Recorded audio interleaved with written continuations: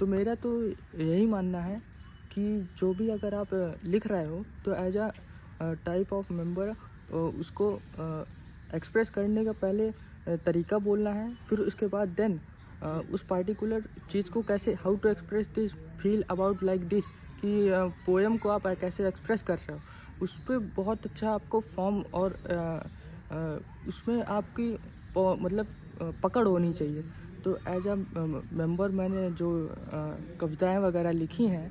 तो उसको पहले एक्सप्रेशन के थ्रू आपको बता देता हूँ एंड देन उसके बाद उसको सुनाता हूँ।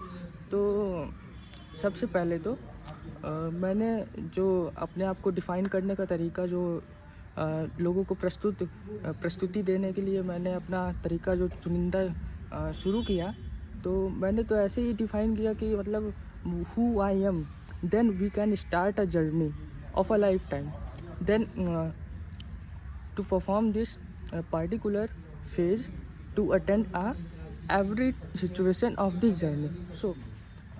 who I am. So इस टाइप से मैंने अपने विचारों को रख के उस डायरी में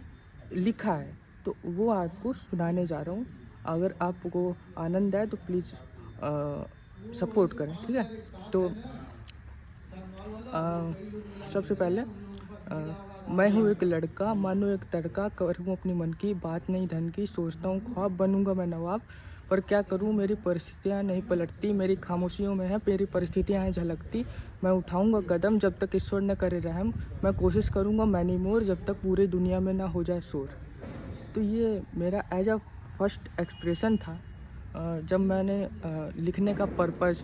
शुरू किया एज अ जर्नी। तो एज अ लाइफ टाइम मुझे ये बहुत ही पहला जो मेरा ये performance as a diary usually जो मैंने प्राइवेटली लिखा था उसको बहुत ही अच्छे से मैंने उसमें परफॉर्मेंस अपनी दिखाई। बट स्टिल दैट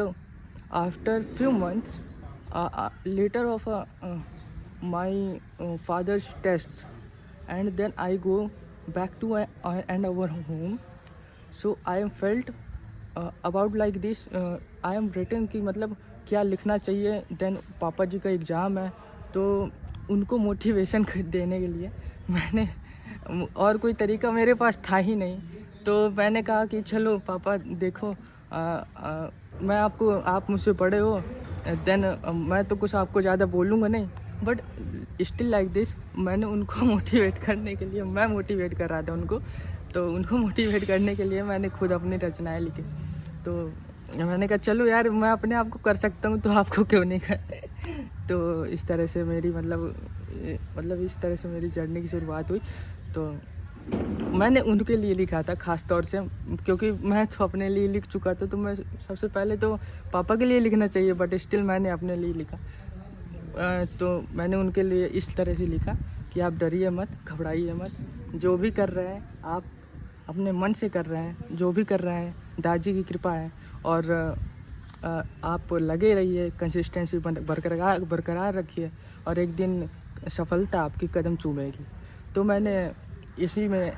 विस्तारित रूप से लिखा कि सफलताओं की सीढ़ी चढ़ी हमने पीढ़ी दर पीढ़ी क्योंकि जीत थी ज़रूरी, सफलताओं की सीढ़ी चढ़ी हमने पीढ़ी दर पीढ़ी क्योंकि जीत थी ज़रूरी, क्योंकि मेरे पापा का एक अलग ही पैशन था, पढ़ना ही लिखना ही बन गया उनका प्रोफेशन था।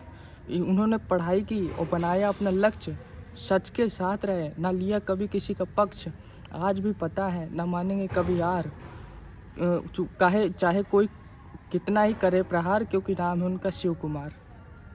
That's a very great poem, but still that I was written for me to have